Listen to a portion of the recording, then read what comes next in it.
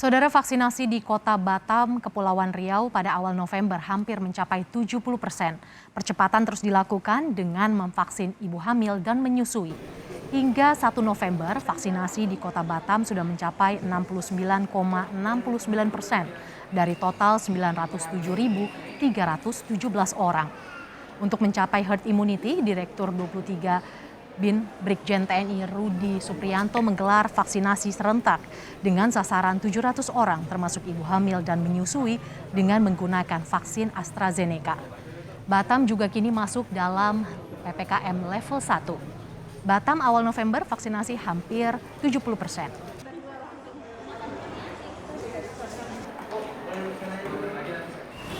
Sementara di Surabaya, saudara, capaian vaksinasi dosis pertama melebihi 100% dan dosis kedua di atas 90%. Jumlah ini telah melewati target 70% yang ditentukan oleh pemerintah. Pemerintah Kota Surabaya memasang target vaksinasi COVID-19 hingga 200% khusus untuk warga Kota Surabaya.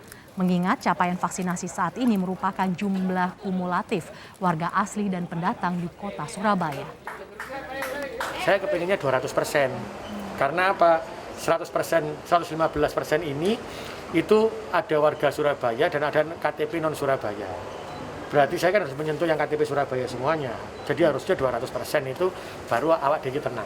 Tetap dijogo masker karena kita belum mencapai 200 karena banyak warga Surabaya yang harus tetap vaksin dan yang kerja di Surabaya, luar Surabaya juga banyak yang harus divaksin. Kayak 100 baru tenang. Saudara, untuk mengetahui lebih lanjut mengenai vaksinasi pada anak di usia 6 hingga 11 tahun, kini kita telah terhubung dengan juru bicara vaksinasi COVID-19 Kementerian Kesehatan, Siti Nadia Tarmizi. Selamat sore, Ibu Nadia. Selamat sore, Mbak Mercy. Ya, selamat sore Bu, salam sehat. Bu, terkait dengan pelaksanaan vaksinasi pada anak, kapan pelaksanaan vaksinasi pada anak ini akan dilaksanakan? Ya, jadi kalau kita 2 hari yang lalu kan Badan POM sudah mengeluarkan ya izin penggunaan darurat untuk anak usia 6-11 tahun sudah bisa mendapatkan vaksinasi. Pertama, ini tentunya adalah kabar baik. Yang kedua adalah tentunya kita harus melakukan persiapan dalam rencana pelaksanaan vaksinasi ini. Mengingat tambahan sasaran baru ini tentunya akan menambah kebutuhan dosis vaksin. Ini yang pertama, khususnya vaksin Sinovac yang sudah mendapatkan izin penggunaan daruratnya.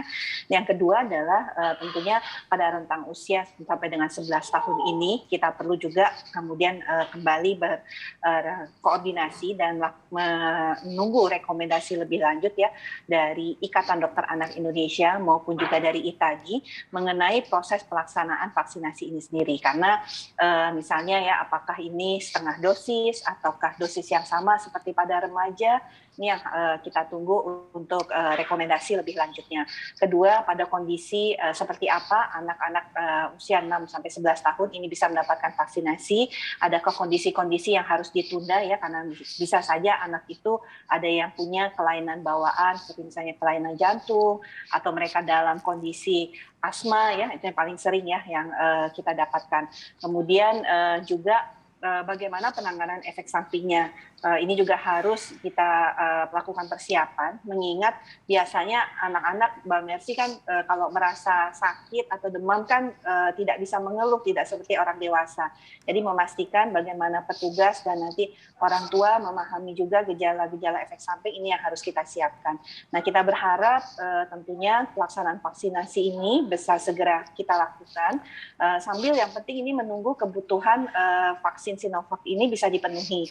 Karena untuk pemberian vaksin ini minimal 27 juta dosis vaksin harus kita tambahkan.